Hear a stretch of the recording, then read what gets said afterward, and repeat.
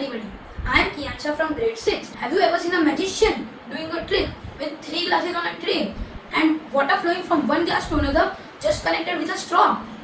We know that water normally flows from a high level to a lower level. But how can water move from a filled glass of water upward in a straw and then into another glass?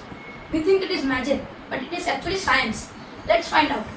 I am going to make and demonstrate siphon model with the materials I have gathered here. Hello everybody. Now I am ready with my siphon model assembly. I have filled this bottle with clear water and this container with colored water so we can see the flow of water. Now let's see what happens. Look, now we can see that the colored water is going upwards from the tube into the bottle and then down into the receptacle. Now I have filled water below the level of the straw. The colored water is not going up the straw. This time I have filled the water till the level of the straw.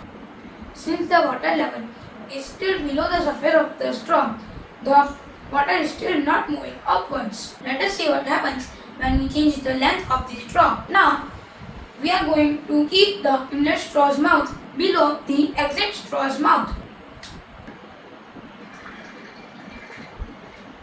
As you can see, the water is exiting from exit straw, but the colored water did not go up the inlet straw and did not come out of the exit straw.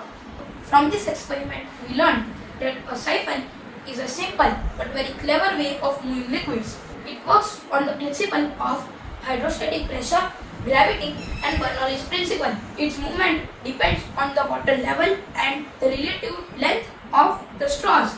We can use it to transfer liquids from a lower place to a higher one. Thank you.